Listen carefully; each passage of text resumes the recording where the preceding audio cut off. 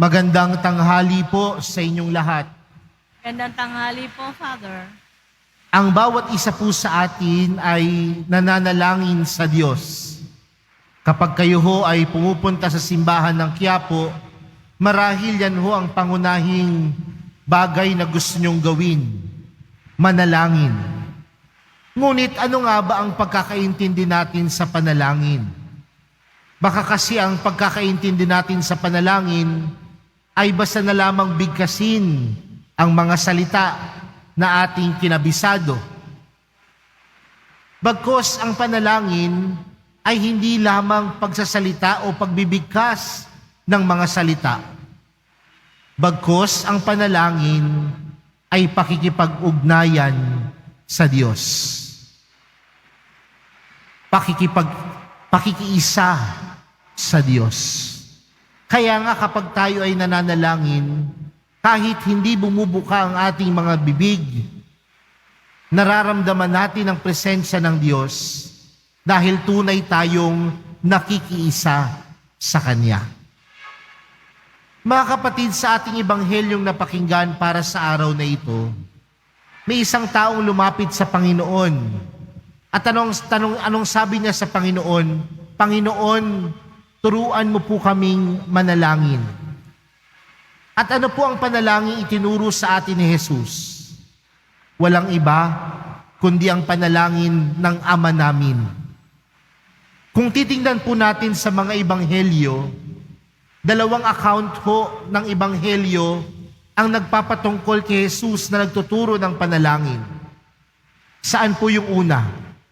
Sa account po ni San Mateo, na kung saan si Jesus nagpapahayag, nagtuturo sa kaburulan. At ano po yung pangalawa? Yung ebanghelyong ating ibinasa para sa araw na ito. Mula sa ebanghelyo ni San Lucas. At ano ho yung patungkol sa ebanghelyong ating binasa sa araw na ito? Ito ho yung pagkakataon na kung saan sila Jesus at ang kanyang mga apostoles ay papasok sa Jerusalem. At alam naman natin kung anong nangyari sa Jerusalem. Sa Jerusalem, diyan nagpakasakit, namatay si Jesus. Kaya nga marahil ang mga apostoles ng Panginoon nagpaturo ng panalangin sa Panginoon dahil alam nila yung pangamba. Nandoon yung kanilang takot. Pero ano ho yung mga unang salita sa panalangin itinuro ng Panginoon? Ama namin.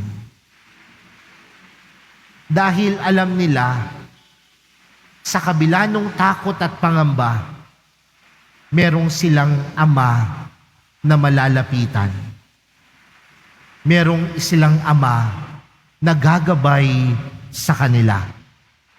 Kaya nga doon sa panalangin itinuro ng Panginoon, ano ang panalangin nila?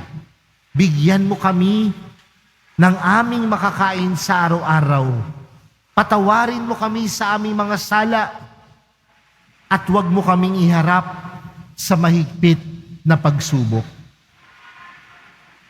Mga kapatid, kapag tayo ho ba ay nananalangin ng Ama namin, baka hindi natin naiintindihan yung mga salitang lumalabas sa ating mga bibig.